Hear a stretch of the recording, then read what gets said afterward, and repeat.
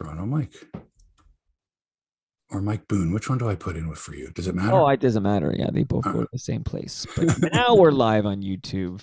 Better late than ever. Here we are. Good morning, everybody. Friday morning, 8:52, live on the YouTube channel, Hebsy on Sports. The red carpet show. How did we come up with that, by the way?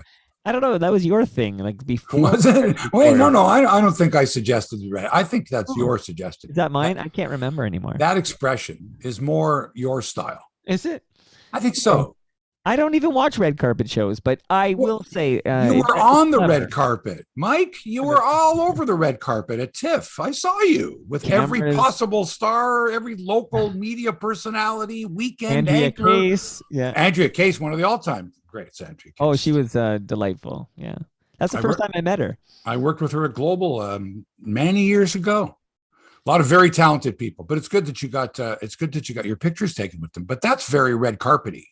Right, but that's a fluke. I was in shorts and a t-shirt. I didn't belong there. So. You were better dressed than most of the other people there. Trust me. Trust me when I tell you that. What do we got? What's going on here? This is a very busy week. Like, this is when everything comes together at the same time, right? So you got hockey training camps are opening. Basketball's not there yet, but even so, it's, it's coming. It's around the corner. Football season, like both leagues, right? Every Sunday and Thursday and Monday, because you got the Thursday games now on Amazon Prime, which is huge. You got Aaron Judge's chase for immortality, I guess, right? It's very exciting for that. You got the Blue Jays, who are like gonna make the playoffs for sure. And can I throw one in the mix? This is what I think is really important, that as the temps drop at night, you're like, you don't want to be outside as much. So it's sort of like, it's perfect to just kind of get comfy on the couch and watch some sports. Well, yeah. I'd throw that in there for the red Okay. carpet. All right. I'll go for that. That's a good red carpet thing. What else? What did I want to ask? It's worthy of the red carpet, not the prime show. Are you into the Leafs? Like, I know last year at this time, you're like, just don't even talk me to the playoffs. You were adamant about that, and we didn't. And now here it is a year later after yet another springtime failure. What's your attitude like? It's like a copy and paste where I was the only interest I have is I am naturally curious how the goaltending works out, because I think there's a potential recipe for disaster there in between the pipes. But like, everything else is exactly the same. What about you? I'm not interested at all yet. I remember as a reporter this time of the year, was like, oh, geez, they're going to the same training camp stuff. Oh, so-and-so's playing with so-and-so.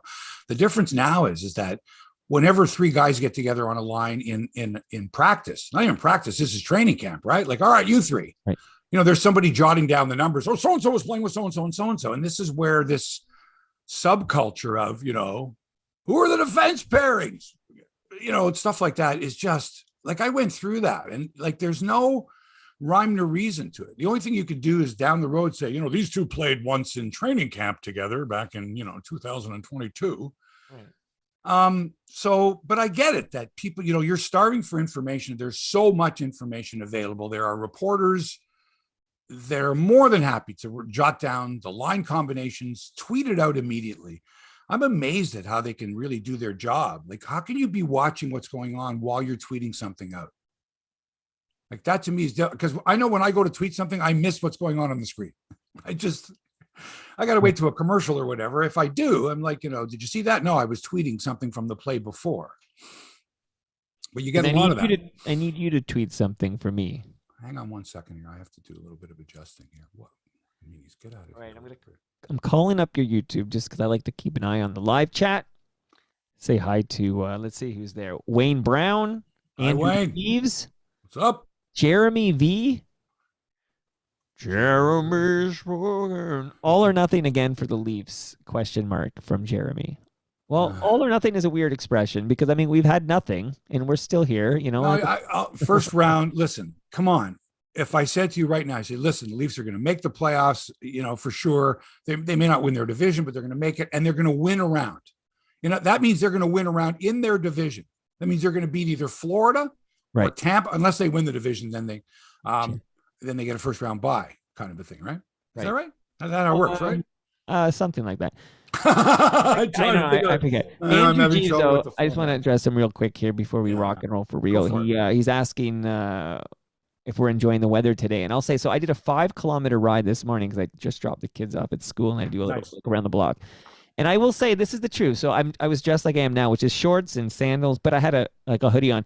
And I actually said to myself on this ride this morning, I should have worn gloves. I said those words. So I've gone from this is obviously the first day in many, many months where I've had even the word gloves has been in my mind. But I actually thought, oh, my hands could use gloves today. That's how cool it was on that ride. Right. Now you're pretty tough. You got a tough exterior there, right? So I for am you tough, to admit to Hebsy. Thank yourself you. that you needed gloves Yeah. is saying something.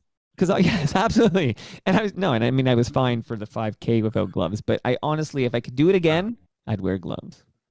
Right. Last night we went out. We went out for a walk last night, and so you see the sunshine. It's outside, and so just before we go out, like I kind of poke my head out, and I'm like, you know what?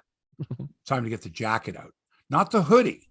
Oh, Like I'm talking, and not the winter coat, but the in between one, the fall coat, the Eddie Bauer, Sure. over a vest, over a t-shirt type of layered type of deal, right? And I'm telling you, so we got those, and even so, as we're walking up to Bloor Street, it's like, geez, because the wind is howling. Yeah, it's windy. And you know that what do they call it in the winter? Wind chill. It's different in the summer. But it's sort of that kind of feels like it's like, and what is it? The temperature, it's 15. Winds 50 kilometers an hour. Feels like 3.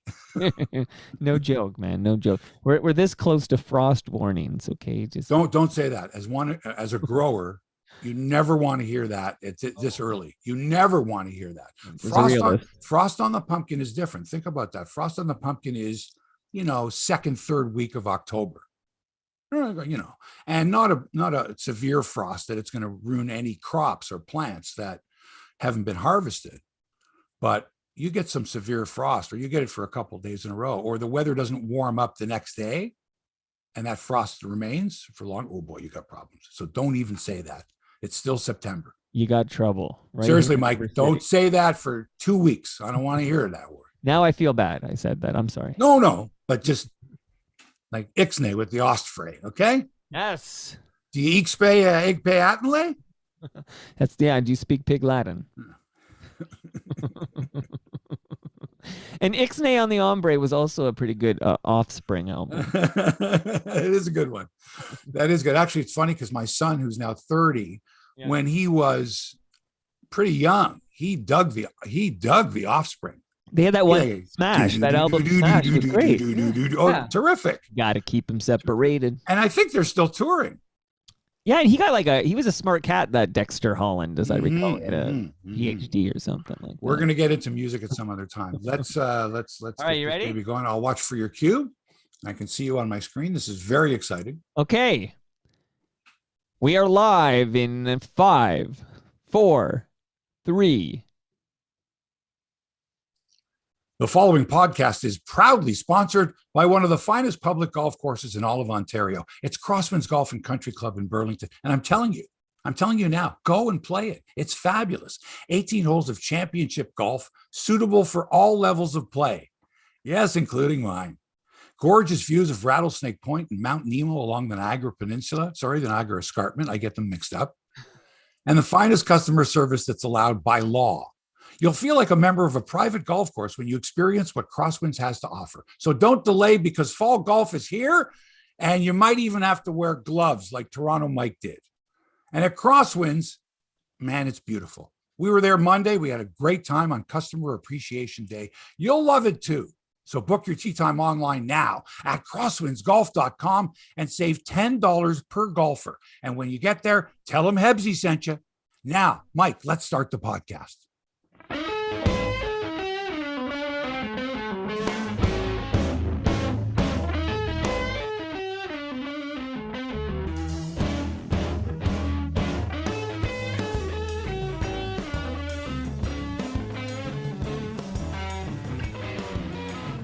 It's like the Tonight Show theme, right? You got to let it run sometimes. Got to let it go. Got to let it establish the show. But it makes me nervous. I wonder, did we lose Hebsy? Hey there, sports fans. Welcome to Hebsy on Sports, episode number 302. I'm Mark Hebscher along with Toronto Mike. Today on the show, we're heavily invested in the Blue Jays and their quest for postseason play and our quest for postseason baseball viewing. Because really, who cares if other teams are playing, right?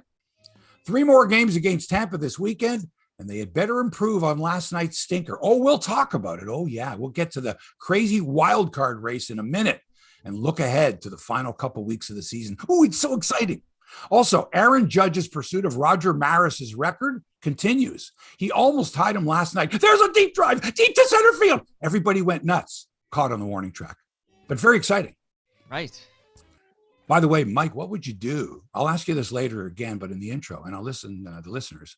If you caught Aaron Judge's 62nd home run ball, all-time American League record, if you caught that ball, what would you do? Think about it. In the moment, catching it alone, it's just like you caught a ball. You got a ball. And then it's like the Holy Grail. Ooh. And in a moment's notice, because people are going to be going wild, you're going to think, you have to go, all right, I now have this ball. The value of this ball is inconceivable to me. I don't know. What am I going to do? Or is it like, throw it back? Maybe not that. Or is it like, oh, I'd like to meet Aaron Judge and maybe get an autographed bat and uniform and Yankee seasons tickets and a helicopter ride over Yankee Stadium and a visit to the monuments. And anyway, we'll talk about that. And please, ladies and gentlemen, do not compare Aaron Judge to Babe Ruth ever. Please. I don't care if he's going to win the Triple Crown. The Babe was the greatest. There really is no comparison. So don't even try. In hockey, 3 NHL defensemen retire on the same day. One's in the Hall of Fame for sure. What about the other 2? Leaf training camp opens. Everybody's waiting for the playoffs because we've heard this song and dance before. And I don't want to burden Toronto Mike with it or other Leaf fans with this. Oh, it looks like a good season. He might score 70 goals. Doesn't matter. It's all about the playoffs. The NFL Thursday Nighter saw the Brownies win over the Stillers, the Laver Cup, and Roger Federer's swan song, the President's Cup, which is just a dumb tournament that, like, Americans just stomp everybody. It's awful.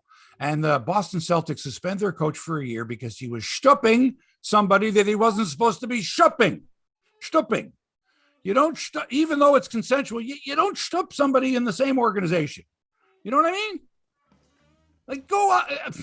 I know what you're saying. You know, what's the expression? You don't S where you eat. Right. You don't. What a week in sports. Let's say hi officially now to Toronto Mike. Happy autumn, Hebsy man.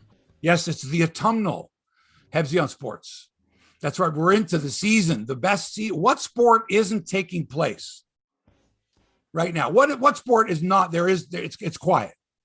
Well, now that hockey's starting up, I think everything's happening. Everything is happening, right?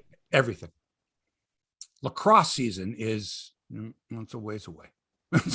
But I mean, really. I mean, right. Basketball season hasn't started yet, but is it ever stopped, really?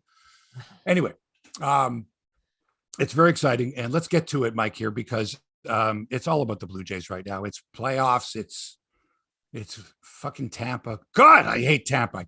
I like the area, but their sports teams just up like the Lightning. Fuck, every time the Leafs play the Lightning. And this Jays, Tampa, especially in Tampa at that horrible stadium, which, by the way, Mike. Yes. Pretty good crowd last night there. Pretty good. 8,799. And that's how many people fit in the 200 level at the Dome. That's terrible. That's just awful. And this team they should be in Montreal. We'll get into that another time. All right. Last November, the Toronto Blue Jays signed right-hander Jose Berrios to a 7-year, $131 million contract extension. Remember that, Mike? Of course. Remember Berrios. That's got me nuts now, that whole, you know what that is?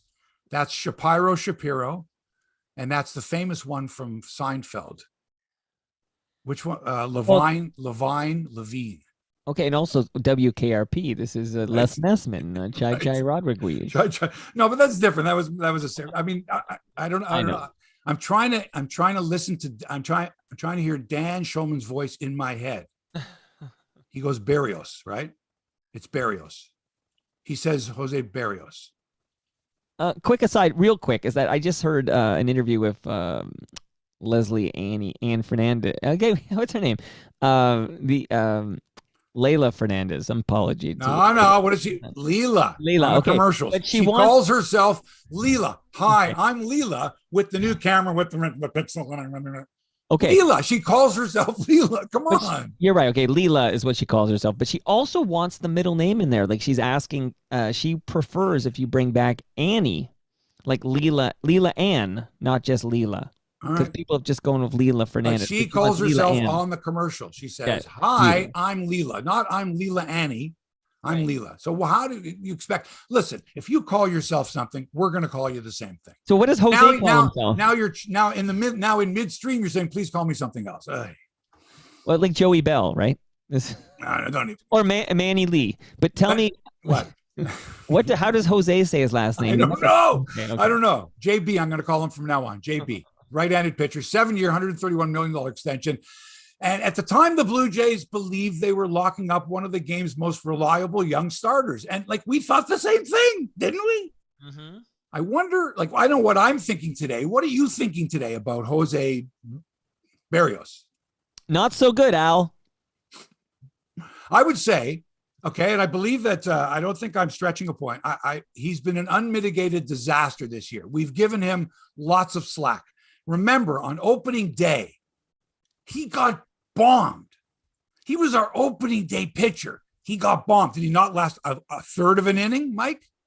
Right. Was it 7 runs in the third? Was it 6 earned runs? I don't remember. And from that day forward, it's been oh, what are we going to get? And then he's shown some flashes of brilliance. Don't get me wrong. He hasn't been horribly horrible. Well, yeah, he has. He has. Don't look at the 1-loss record. That's bullshit. Look at the ERA. Look at the FIP. Look at all the whip and the, all right. It's been a disaster. He's not going to be part of the rotation once they make the playoffs. And dare I say it, Mike, maybe he shouldn't even be on the playoff roster. Is that a horrible thing to say? Is that the wrong thing to say? He's got 2 more starts. We're going to need him. I guarantee you, neither of the games that he starts are going to be one of those, we don't need to win this game. It's reached the point now where Schneider and the coaching staff and everybody's got to get together going, okay, what's our rotation going to be? And I'm just, Manoah. Well, what if we need Manoah on the last day? What about, hey, man, Manoah's got to be your game 1 starter in the playoffs. I don't care where it is. Don't care. I'd rather have Alek Manoah pitching on the moon to the 9 best switch hitters in baseball. I don't care. Than somebody else starting game 1 of a best of 3. Okay, 2 notes. One quickly on your YouTube channel where we're live every Friday at 9 a.m. Eastern. Scott points out that the Jays are 22-8 in games that Berrios starts. 22-8 is our record. Doesn't matter. I don't care. That means nothing to me now. Are you confident with him on the mound? Answer me that. Just answer me that. Forget the 22-8. Forget the record of the team when he pitches, because they get him out of trouble when they score 18 runs. Right. No, good points. Good point. And also that whole idea of getting the home field, I guess, in that last game of the season instead Everybody wants dough. They want the money. They don't cash, want I want the win. I want the W. I want to win the series, get to the National League Division Series, beat the shit out of the Yankees. Okay. And then maybe take my chances with Houston in the ALCS. That's the way I'm looking at it. Seriously. Okay. And this guy can't be he can't be. Okay. If he makes some kind of remarkable recovery, but I mean, and let's admit it, there were some weird plays where he tapped the ball and he, and a squibber here and a blooper there. And okay, but he's been awful this year. He's been awful. And never mind that. We got 3 more games against these guys and maybe more in the playoffs in that cesspool of a ballpark. Okay. It's horrible there. I'd feel better if they played the Rays in our cesspool of a ballpark. Anyway, last night, the final was 10-5 at the Trop. The lead for the Jays atop the wild card standings has been sliced to 1 game over Tampa, 1.5 over the Mariners. I'm going to look at the schedules in a second. What's his name? Threw 74 pitches in 2 innings, gave up 7 hits, 6 runs before being told his services were no longer required. And please don't use all the hot water in the clubhouse when you take a shower. Thanks for coming out. Richards, Pop, Phelps, and Griffin relieved in that order. No, not the law firm. Griffin, in fact, you know who that is, right? That's lefty Foster Griffin, who was toiling in Buffalo after being acquired in July from Kansas City. Do you know who we acquired? Do you know who we gave up to get this guy? I don't even remember. I don't either. I don't even remember this trade. Okay, KC, we made a deal with Minifield, but that wasn't in July, was it? No. Anyway, Foster Griffin, there you go. He's a lefty. Now, granted, the Jays didn't arrive in Tampa until 4 a.m. They're professional athletes, okay? 4 a.m. Didn't get to bed till 4:30. The game was at like 6:45. That's another thing. What's with these weird starts? Every afternoon, I'm like, oh, shit, is the Jays game on at 6:30? Like, you're thinking that's when the broadcast starts. Like, that's when the first pitch is like 6:40. Anyway, so my clock's all screwed up. Their clocks are all screwed up, right? Right. But then you go, 4 a.m., no problem. Because in the first inning, Springer triples and Bichette drives him home with a double. We get the lead. And then what's his name gives up like 3 runs. And then say Oscar Hernandez and Whit Merrifield homer. And hey, it's 3-3. And we're like, oh, this is no problem, man. We'll kick the crap out of these guys. And then, what's his name runs into trouble in the bottom of the second. That was all she wrote. And they lose. Of note, Merrifield hit 2 homers last night. They lost 10-5. He hit 2 homers. And on the second one, which is in the 9th inning, down by 5 runs, he refuses the home run jacket. And I've been saying this all along. The jacket is great when you're leading, but like, man, you're down by 5 runs in the 9th. No, but you can't do it. So I wonder what's going to happen there. Speaking of home runs, Vladdy has 3 this month. That's it. His RBI numbers are minuscule when he doesn't hit a homer. So in other words, it's feast or famine, literally. Vladdy's going to drive in runs via the home run, but very rarely certainly not lately, is he driving in runs with runners on base with singles. Vladdy has only 2 RBI in the past 26 games that didn't come via the home run. That's remarkable. Think about that, Mike. Think about that. 2 RBI. So I'm talking 2 RBI homerless situations. Right. That's incredible. That sounds like Rob Deere. I don't know about Rob Deere's numbers, but anyway, I researched that and I was flabbergasted because he had an 11-game hitting streak snapped last night. I don't think anyone mentioned that. I'm like, well, okay, geez, the guy. But during the 11-game hitting streak, he was hitting like 268. So really, he has not been contributing that way, and he hasn't been resting either. And defensively, he's been, much better than expected. Much better than expected. Boy, the range that the guy has and the enthusiasm he has out there, and some of the plays he makes are brilliant. But he's gotta pick it up. He has to. Mitch White gets the start tonight. Remember him? This poor guy, up and down 7 times with the Dodgers last year. Been on the taxi squad. Every time he doesn't get a start, he's getting the start. But I think, like, I'd rather see him as the next guy. Like, let an opener go and then Mitch White, because he was great when he did that a couple of weeks ago. So we'll be keeping a close eye on him. But here's the rub. Alek Manoah was supposed to start tonight, but John Schneider has manipulated his pitching staff so that if necessary, Manoah would pitch in game 162 if the Jays needed to win in order to gain home field advantage. So Schneider's admitting this. And I'm like, wait a second. Hold it. Yeah. Is home advantage that important that you're going to risk not having your best pitcher pitch in that series? That's a maximum of 3 games. He's going to pitch game 162. He's not going to be available. And you're going to tell me that you're going to throw 3 other starters and not Manoah because you used Manoah to get you. You're already in the playoffs. But now you need that home advantage. So you throw Manoah in 162. I don't like that. So anyway, they backed him up a day. Wait, hold that fire, because I just want to shout out. Ironically, his name is Jim Rogers, actually, but that's his name. But he says basically it's all about Rogers' bottom line with that decision. What say you, Mark Hebscher? Of course it is. Of course. That's bullshit. Of course, man. I want to win. I don't care if it's at home or not. And you think having it at home is necessarily an advantage? I don't know about that. The bigger advantage is lot of pressure on the home team in a short series, right? Now, in this case, all the games are at home. So, yeah, for sure you want home. You've got to have it. Got to. The bigger advantage. You can't go in there and not have. You can't go in there at home and not have your best pitcher. Well, that's what I'm saying. The bigger advantage to the Jays is he has to pitch in the playoffs. You Well, what can't. I'm saying to you is you can manipulate your staff so that on game 162, you can still put your best pitchers out there, but you're not going to waste your best starter who's playoff bound in that game. You can have a series of guys. You go one, you go two, you go one. If we need Romano, we use Romano, and then there's a day off, and then the playoffs begin. You're at the end of the season now, right? You're coming to the end of the season. Your guys have got to be in shape to go whatever's necessary, but don't best of three to not have Manoah. Hey, please. But I'm surprised to even hear these words out loud because, yes, you know, Rogers makes more revenue for hosting games at the Dome, obviously, big time, huge. But that's not the. I mean, isn't the goal to just win, baby? Like the goal is the World Series, not to pad the bottom line for Rogers. Well, maybe one of your guests on Toronto Mike should be somebody in the know that can answer those questions. I wish I could. Yeah. I wish I could. Anyway, all right, so we'll get to that.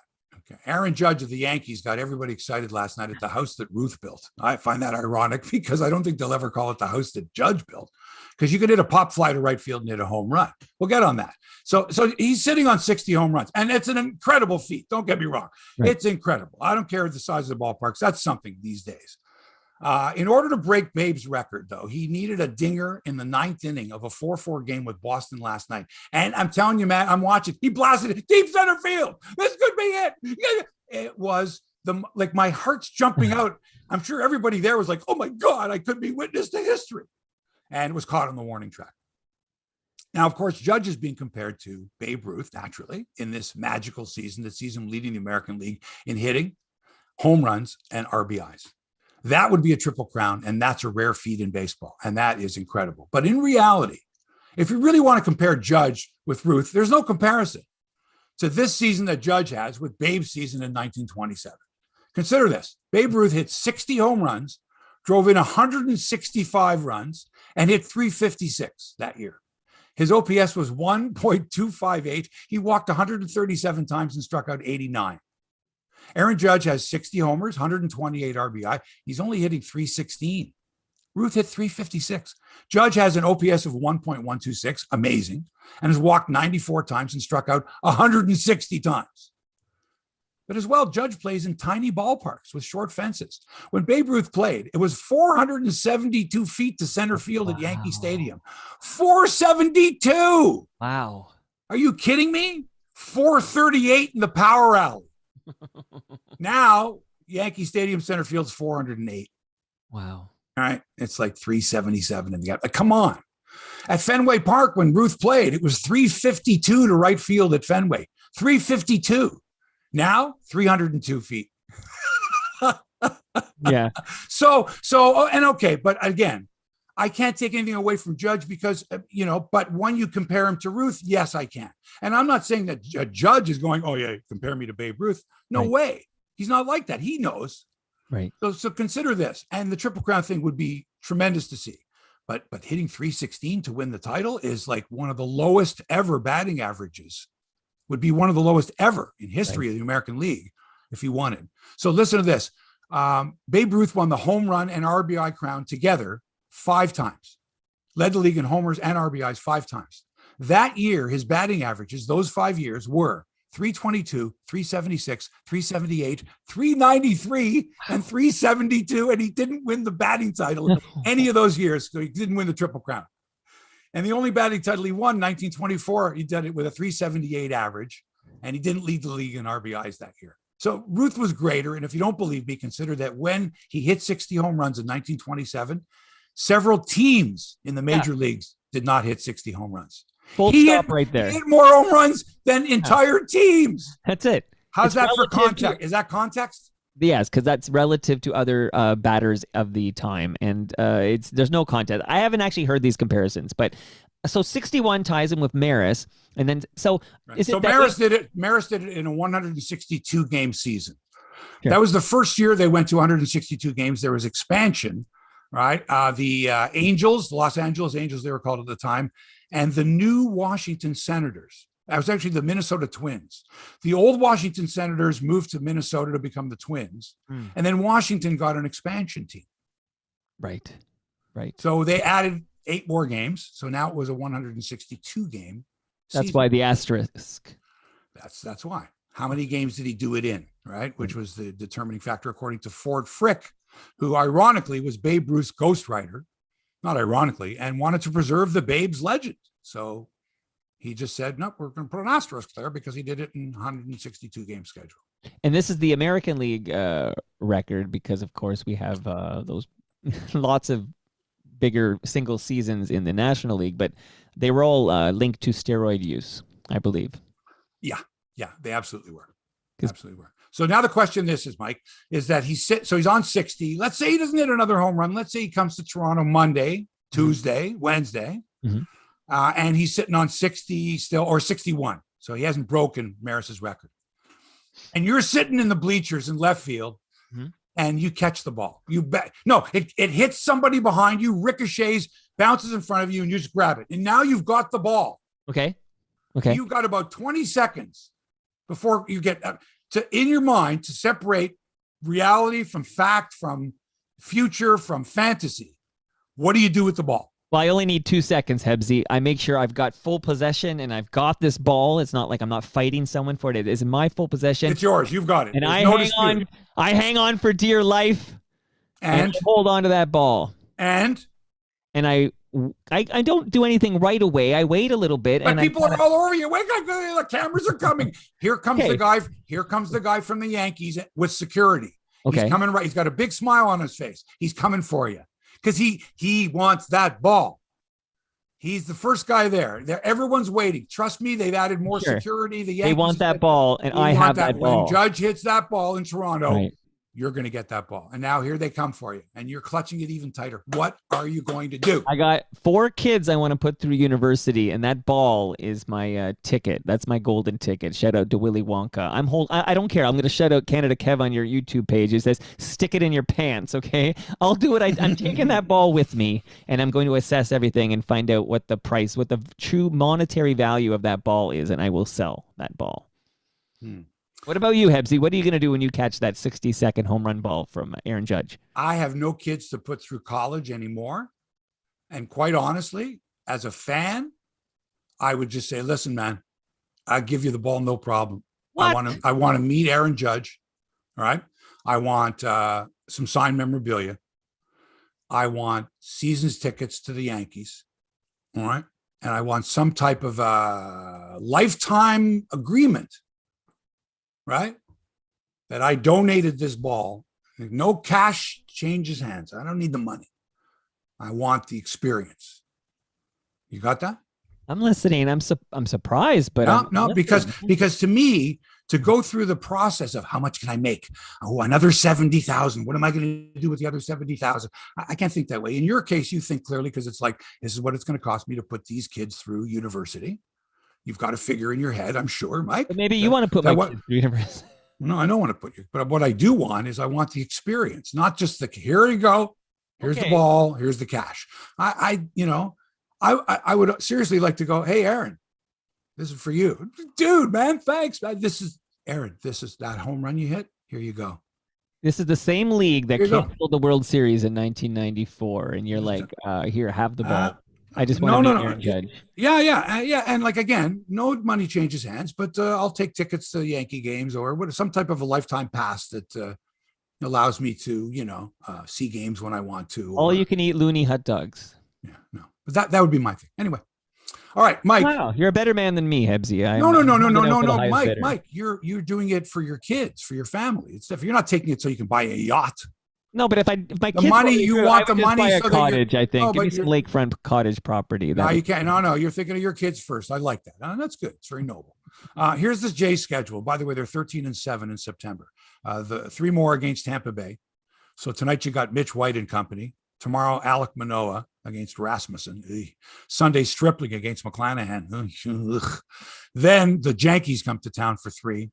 Then the Red Sox after that for 3. Then the final 3 at Baltimore. That's 12 games. If they go 7-5, they win 91 games, I think. 92? Anyway. Okay, Tampa's remaining schedule. These 3 against Toronto.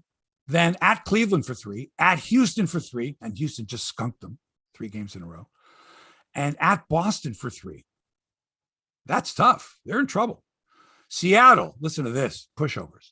And Seattle's 1.5 behind the Jays. Tampa's 1 back of the Jays. Seattle's 1.5 back. They got 3 at Kansas City, and then they're home to Texas for 3, Oakland for 3, and Detroit for 4. Pushover. 13 games, they should go 9-4. Woo. Which means you'd have a 3-way tie for the my calculation, 3 ways. So the Jays have to win these games because they have to win the season series against Tampa. Right. And last night, as soon as they scored a run in the first inning of Tabby and Bucker, oh yeah, if we take 3 out of 4, then we got this many wins, we're going to win the season series. And I'm like, hang on a second. Barrios is out there. Just chill. Relax. Woo.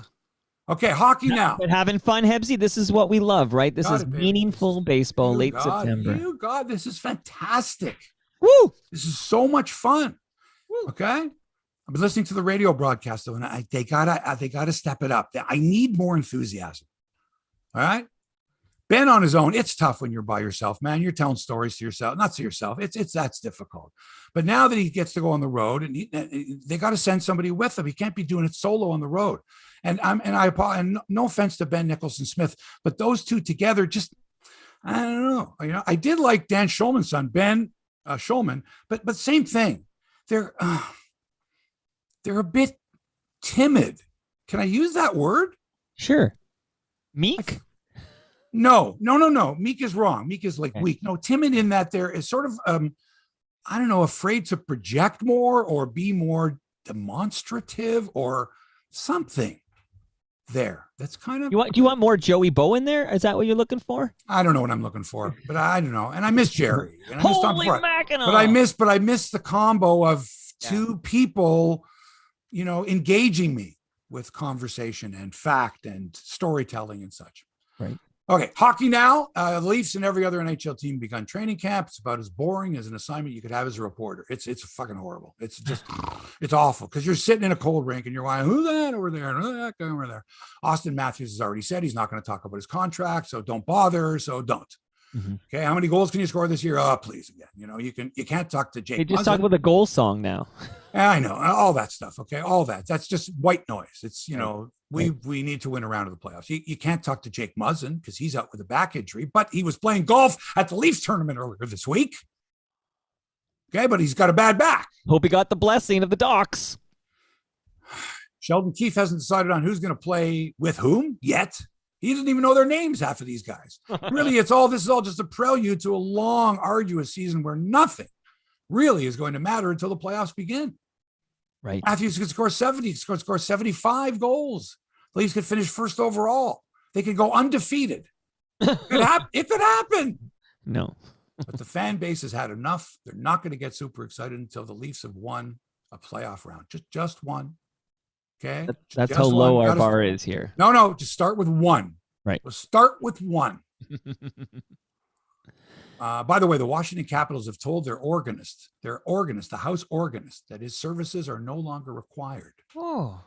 Now, this is outrageous. And Mike, you had Jimmy Holmstrom, the great Jimmy Holmstrom, right, on your Toronto Mike podcast recently. He's been there. I mean, he was there when the Leafs were there. 87. He replaced Ralph Fraser at the organ, who used to do Blue Jays and Leafs games before the Raptors ever existed. The organ is an integral part of sports, of hockey, of baseball. Organists, not flipping tape, not throwing on what we got on Spotify here. And I get the walk-up song stuff. I get it.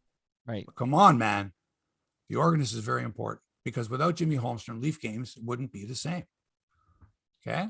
Agreed. Organs are vital in hockey. That's all I'm going to say. Organs are vital in hockey. Zdeno Chara, Keith Yandel, and PK Subban all retired on the same day this week. Apparently, no teams were interested in these players.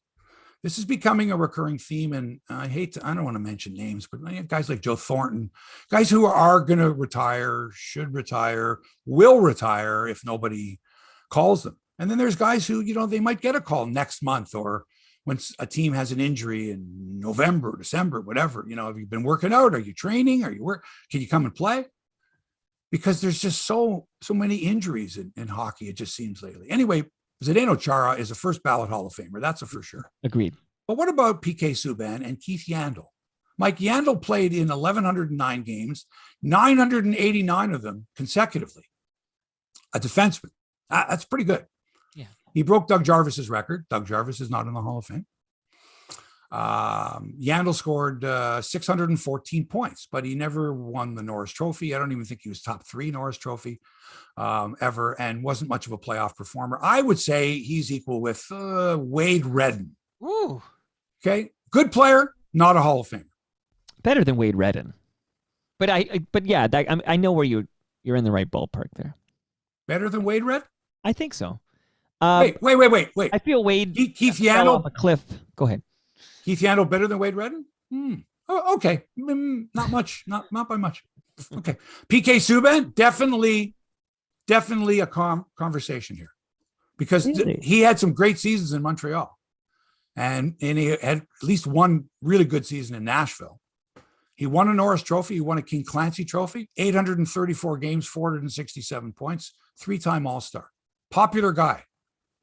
But Mike, his last 3 seasons in New Jersey, awful. In fact, I'll be honest with you, I thought he had retired.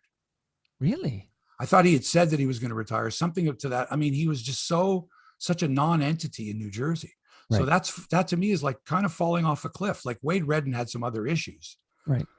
And I'm not sure they affected his play at the same level. He did come back and was a pretty effective player. But in the meantime, yeah, to me, like whatever happened, he's only 33, PK. But it's sort of like, what happened to PK? Yeah. You know, of all those 3, now the first 2 I wasn't surprised by. I mean, gosh, Chara's like my age, okay? This guy's, you know. Tremendous. Yeah. Oh my God. Yeah. Like you said, first ballot Hall of Famer. But PK Subban, I was straight up shocked when I saw him announce his retirement. I had no idea he was going to bow out at 33. But as you know, he's destined for another job in hockey. He already has it. He's got it locked up. A trip to the broadcast booth. I mean, more than that, he's going to create content because he's been doing it for the NHL for a couple of years now. He was part of those, you know, join PK, some of the early vlogs, I guess, and stuff like, not early, but. Oh yeah, he's a natural. And was doing it, years ago. But just very camera friendly and very knowledgeable. And why wouldn't you want? And the other thing, let's face it. I mean, PK Subban checks all the boxes when it comes to being a television commentator, a video content creator. I mean, come on. Yeah, this guy's got expertise in many, many things. Yeah, absolutely. So, Hebsy, why can't we keep a guy like that here? Like, I mean, for sure he's going to end up at like ESPN or something. We just can't afford PK Subban. That's the deal. Like, we're not going to Rogers won't pay, because PK should be the guy at Hockey Night in Canada. Yeah, I really think Hockey Night in Canada is and has been going through, you know, major changes over the last few years. It really, you know, I think the way the tide is going is that it's going to systematically eliminate the personality. In some cases, yes, the older components to Hockey Night in Canada. And I'm talking about human beings and segments and ideas and panels and the way they're structured. Because hockey's unique, because hockey's the only sport where there's 2 separate intermissions.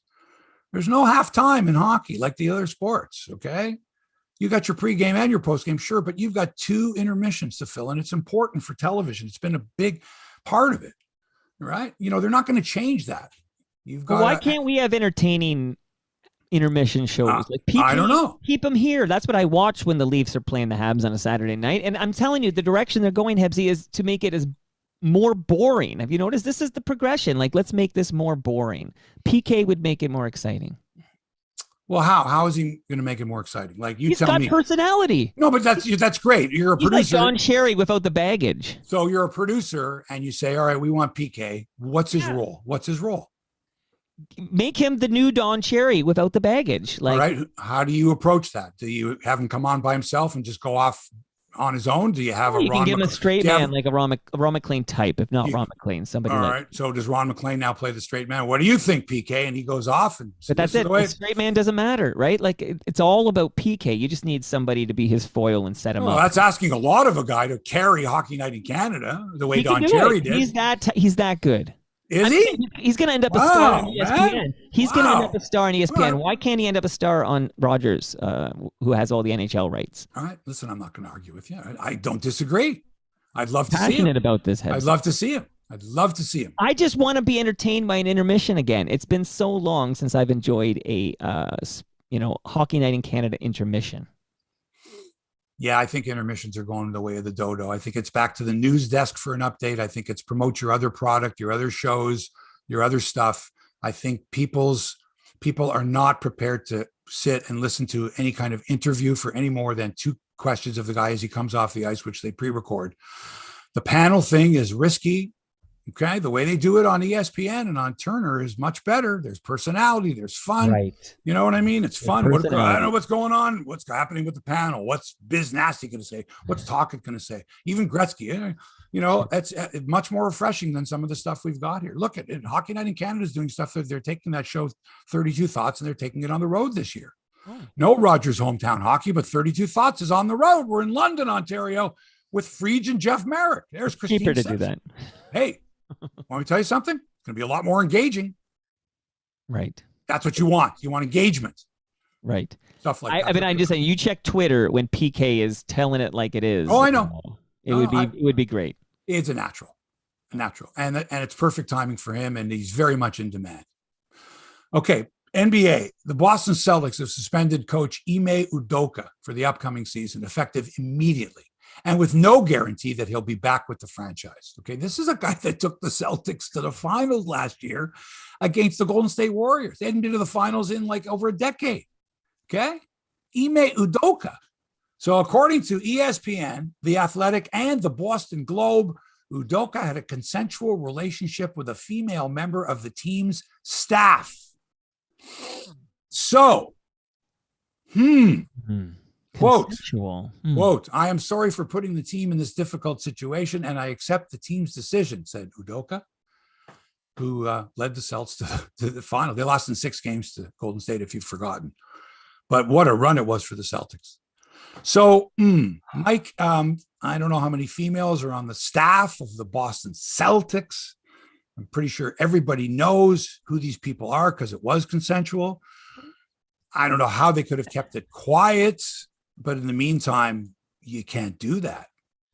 But Hebsy, I've worked from home a long time now, but I used to work in an office and you used to work in an office, and consensual inter-office trysts were the norm. You know what I mean? Like, is it the power imbalance? It's got to be. You're talking about the head. You're talking about the head coach of the Celtics. This is like the CEO. Anyone on the staff would be a subordinate. Okay, so which meant that hang on. Which meant sorry. that this young lady who he had a consensual relationship with would be looked at by others of the same ilk in the office or whatever her role was as getting favoritism, and you can't have that. I think it's in more a power imbalance. You can't have that. Decisions were being made by someone. You're going out with someone who is a decision maker. That person could have an effect on your future with the organization as sort of a conflict of interest. And also it's unfair to the rest of the staff, consensual or not. Like, you guys getting married? No, I think you flip it. I think the woman could be afraid to not consent, like afraid to say no because it could jeopardize her career. So she would be pressured to be consenting to these activities because she wants to keep her job. Like, I think that's the bigger issue here. Like, if you start do you know this, or you're just speculating here? I'm speculating, of course, but that is the problem when it's a power imbalance. Like these for sure. Yeah, of course, like, he's coming on to me. If I say what no, do I do? Right. What do I do? I might get fired. So I'm going to say yes. I don't know if that was the case. We may never know. But the point of the matter is that it was inappropriate. You're stopping somebody that works in the office. Right. You can't do that. And you can't beneath you on the org chart. No good. You're a boss, and that person is not a boss. And A lot of shit can come from. We know all about that. In golf, they're playing the President's Cup this weekend at Quail Hollow in Charlotte, North Carolina. This competition features the U.S. version, the U.S. versus an international team. But the U.S. is like the Goliath here, man. And there's no Davids on the international team. By the way, the international team does not include Europeans. Okay. The international team is like Canada and Australasia. Is that an expression? Is that Australasia? Is that a Oceania? Yeah, the Oceania. Is that about right? Something like that. Yeah. Yeah. So there's no Europeans. Like that's Ryder New Cup. Zealanders are on this team, but New Zealanders and Australians and No Canadians and Koreans and Japanese and okay. you know what I mean? But no South Africans and no Europeans and yeah. Well, South Africans are not in Europe. No, but they're not part of this. Okay. There are no South Africans. Okay. You see what I'm saying? There's Australians. And then don't get me started with accents at this time of the morning. So it's a low rent version of the Ryder Cup. It's kind of like, like you may as well have live against PGA if you're going to have a turn. You know what I mean? As opposed to the US against the international team, because we get blasted every year. Just get the shit kicked out of us. And we got two Canadians this year. We got Corey Connors and Taylor Pendrith, who were both on the losing end of their matches, even though it was close. The captain of the international team, Trevor Immelman, this dick, he's got a natural here. You play Connors and Pendrith together, the two Canadians, they're buddies. Why would you break them up? Like, why would you do that? And why would you play Matsuyama and Adam Scott, your two aces? Adam Scott's a New Zealander. And Matsuyama, of course, the Masters champion from Japan. Why would you put all your eggs in one basket, so to speak? You break them up, you dumbass. Anyway, they got their asses kicked 4-1 in the foursomes, which was yesterday. Foursomes is alternate shot, Mike. So I drive, you hit the next shot, and then so on until the ball's in the hole. And then on the next hole, you hit the first drive. And then that's alternate shot, right? And so they got their asses kicked. And then today they're playing what's known as 4-ball, where every player plays his own ball, and the team that has the best score on that hole wins the hole. And if not, the hole is halved. Anyway, it's very exciting, or not. It wasn't yesterday. Not even close. So get rid of this competition. It's like, it's boring. It's not the Ryder Cup. The Ryder Cup's exciting. This is feh, right? And it's great that Corey Connors and Taylor Pendrith were close, but come on, close is good in horseshoes and hand grenades, and that's it. Right. So I don't even know if I'm going to watch the rest of it, because they've got Schauffele and Scheffler and Cantley and Spieth and JT and Morikawa, and they got all this firepower. And we got to, Taylor Pendrith is nice. He's Canadian. He's like 110th in the world. And Connors is a good player, but he's not top 10. He's close, I guess. Anyway, I'd rather be playing at Crosswinds anyway. Wouldn't you? No contest for me, Hebsy. I'm at Crosswinds every day of the week and twice on Sundays. Now I'm ready to go. I watched some of the NFL Thursday Nighter last night. The Cleveland Browns over the Pittsburgh Steelers, 29-17, coming back to win after that disaster against the Jets the week before. I used to be a huge Browns fan. I'm not anymore when I was a kid, but they're just, all those years of just heartbreaking. I mean, I'm going back to the Ernest Biner fumble. I'm going back to the drive, by Elway. I'm just way back there. Brian, tough to root for a team named after the owner.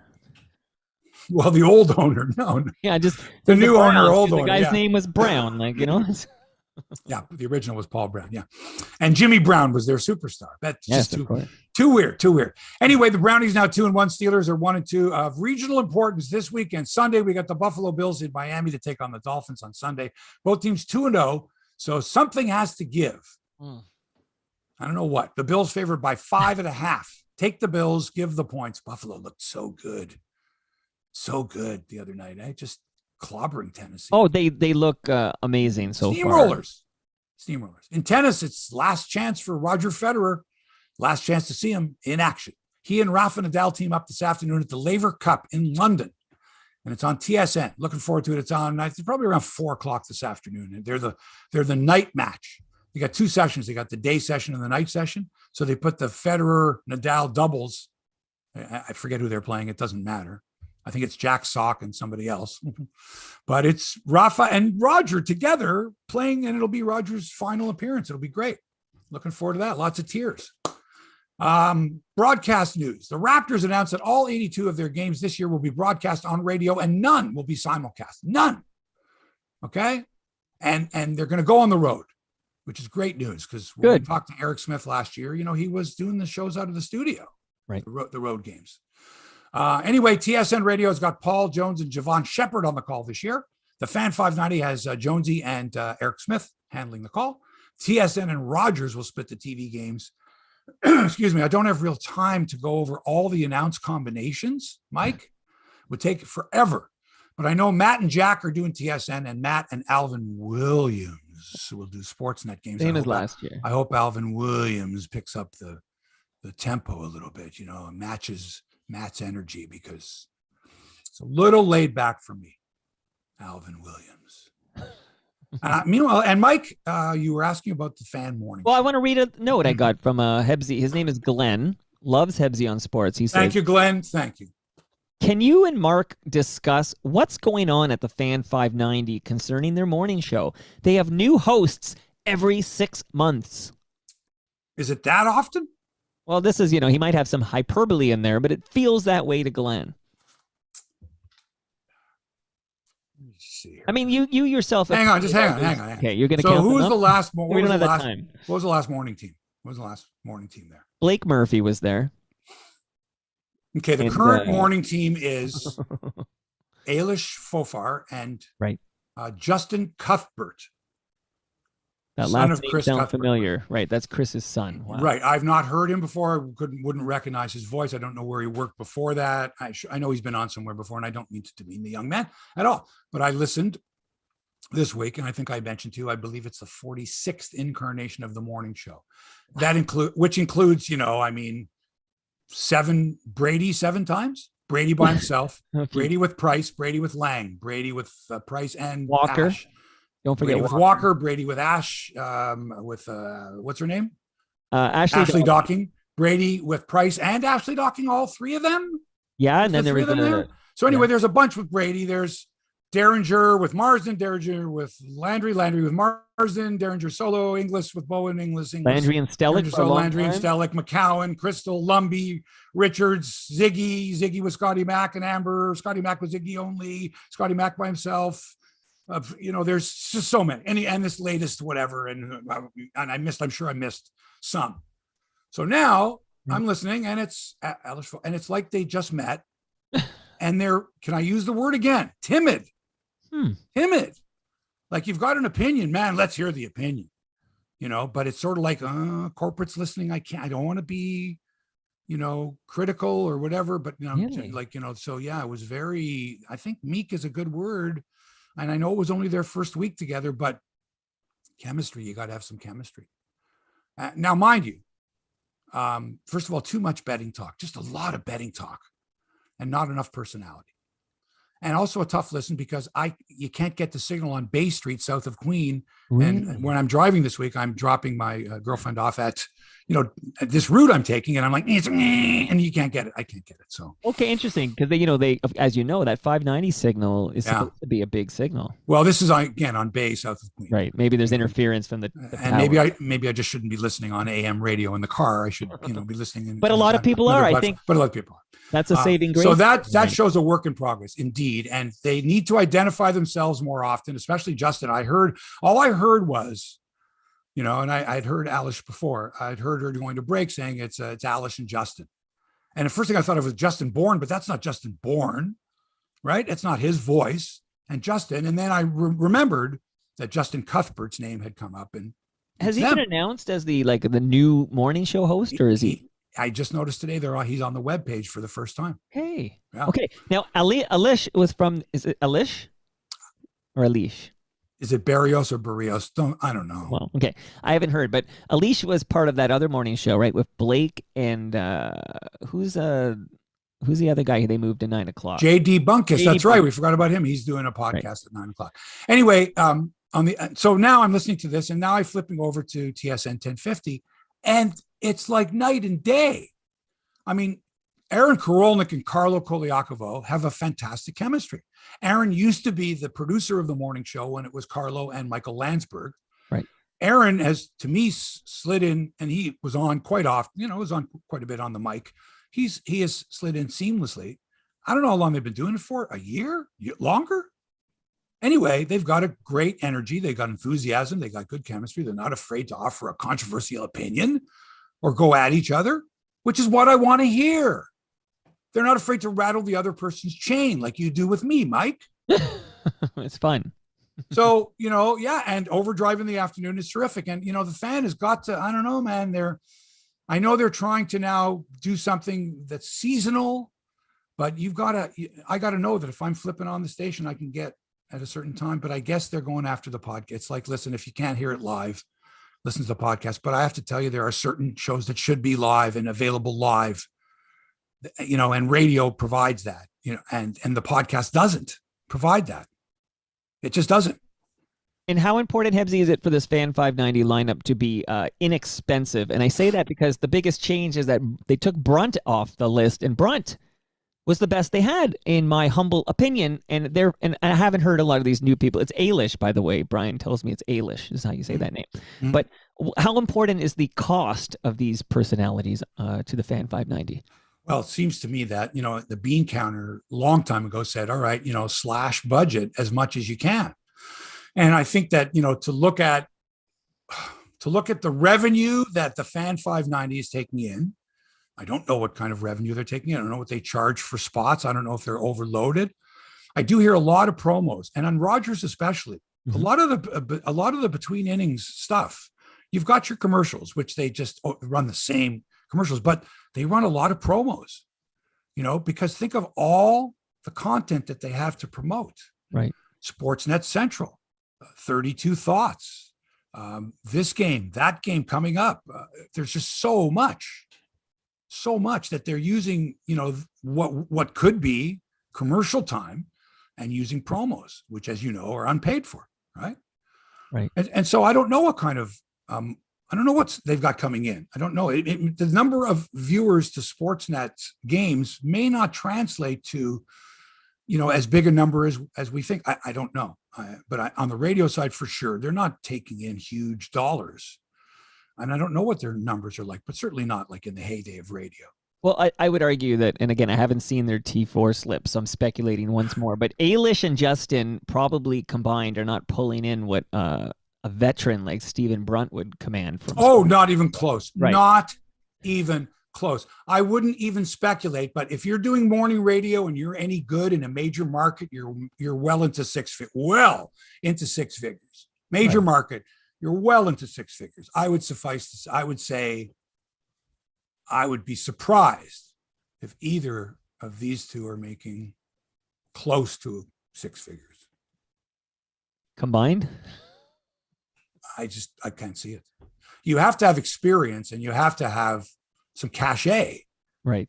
Under normal circumstances, if you're on a morning show. Right. And quite frankly, I'm sure TSN is not paying big bucks to Aaron Karolnik and Carlo Koliakovo. Six figures?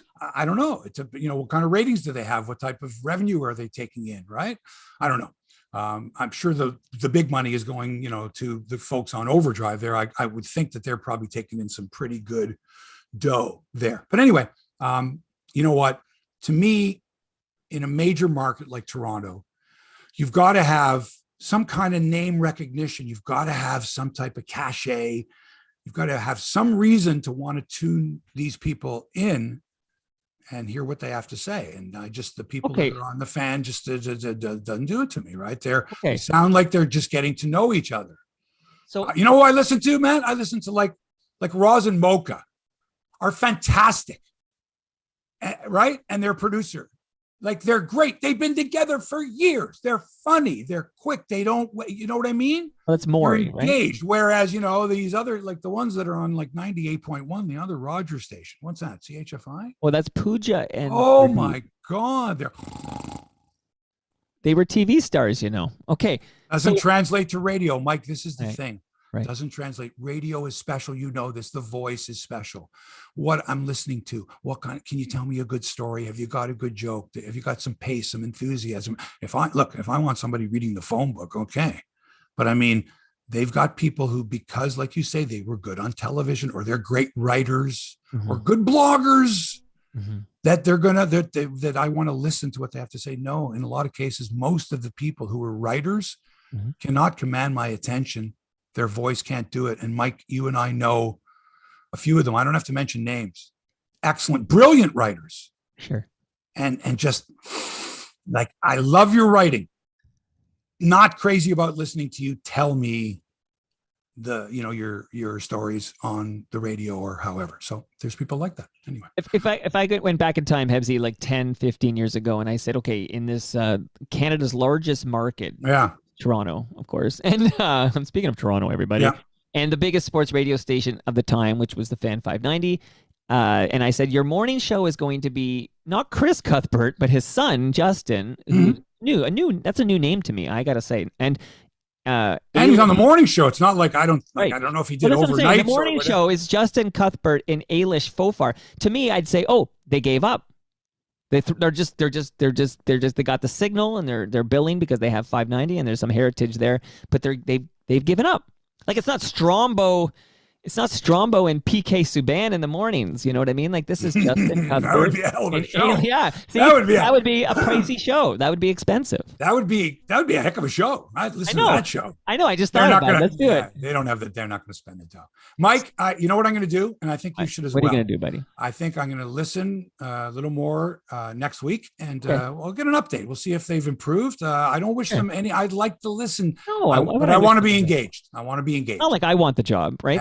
And I hope everyone was engaged today by our discussion, and will join us next week. That's it for episode 302 of Hebsy on Sports. Thanks to Toronto Mike for, as always, production and inspiration. Hit him up at Toronto Mike and listen to his excellent podcast. Thanks as well to our terrific sponsor, Crosswinds Golf and Country Club in Burlington. Fabulous golf, beautiful views, tremendous customer service. Go to crosswindsgolf.com and book your tee time online. And thanks to you, the listener, for allowing us into your headspace. We appreciate it. And we'd love you even more, if that's possible, if you'd write a nice review, share however it works for you on whatever platform, spread the word about the podcast. Tell 5 friends and family members that Hebsy on Sports is the best damn sports podcast in this country. And shout out to Kevin, who I ran into in Golf Town in where was I? In Aurora, Ontario. The Golf Town in Aurora. He said, hello, I listened to the podcast. Love it. Thanks. He was looking for golf bags. Really expensive. They were really expensive. So thanks, Kevin, for approaching me in the store. Most people won't approach me for some reason. I don't know why. Anyway, back with another podcast next week. Until then, so long for now.